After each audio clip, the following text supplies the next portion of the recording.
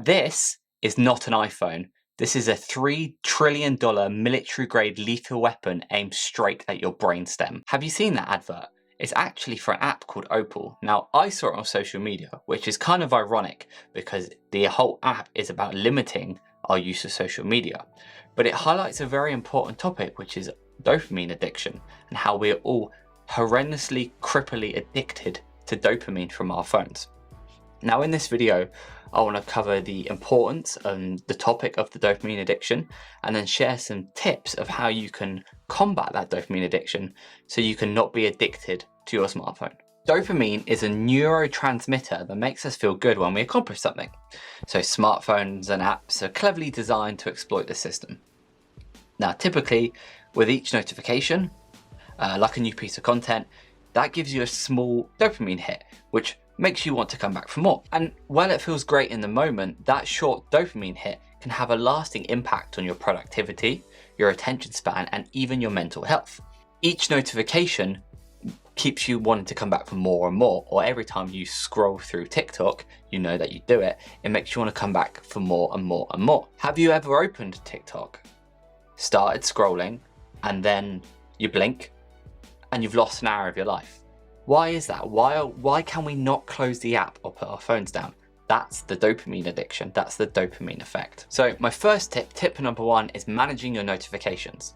Notifications are quite literally designed to interrupt you. They're meant to say, hey, look at me. You need to stop what you're doing and pick up your phone and look at what I'm telling you. It's designed to be attention grabbing. So if we can limit the notifications on our phone, we can limit the pickup rate of our phones. Now, what's a pickup rate? Good question. On iOS, if you open up your phone settings, go to screen time, and then see your app and website activity, then you can scroll down to see your pickup time.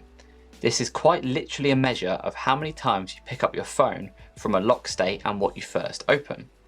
And the pro tip, the apps in this list are probably the ones that you should disable your notifications on first. Tip number two is removing those apps from your home screen.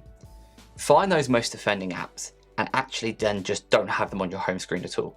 Because if you unlock your phone and you see them there for the first time, you're a lot more tempted to click onto that app and then get lost in a doom scrolling TikTok session than you are if you just remove it from your home screen and just it exists in your app library. Just swiping across and having to find that app is actually enough of a barrier sometimes to stop you from even opening it. This small change can help reduce impulsive checking and basically break the habit loop. So by organizing your home screen to prioritize productivity and perhaps some wellness apps, you can create a more mindful and intentional smartphone experience.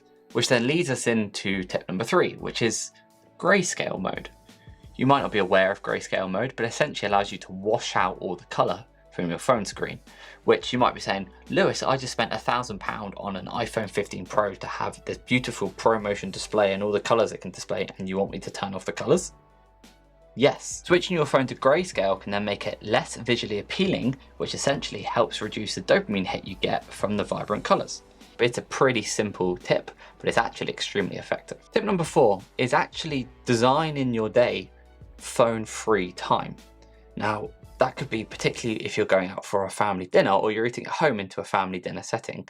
Having your phone face down on the table isn't enough to stop you from then picking it up again. You think it would be, but it isn't. That's a bit like pouring a beer for an alcoholic and then putting it in front of them and expecting them to then not want to drink from it. It's never going to work. So as a tip that I do if I go out for a meal or if it's family time, is I take my phone and I put it in a different room, or if we go out for dinner, I put it in my car. And it means that then I don't have the temptation to pick it up. Then you could be saying, well, what about if someone rings me? I'm going to miss it. Well, this is where an additional tip of this is use your smartwatch. If you have a smartwatch or an Apple Watch, you can actually install cellular capabilities, meaning when you're away from your phone, if someone rings you, you can still pick it up. If someone messages you an emergency, you can still answer and reply, and you can then connect to the 4G network, so make sure your phone's always connected. But you're less likely to scroll on TikTok on your watch because you can't. And I hope by implementing these tips, you can break away from your smartphone in a healthier and more balanced way. If you find any of the tips useful, please let me know in the comments, which is below the like button. And if you really love the video, please share it with a friend who you think can help or could help from breaking free from their dopamine addiction. Thanks for watching. Peace.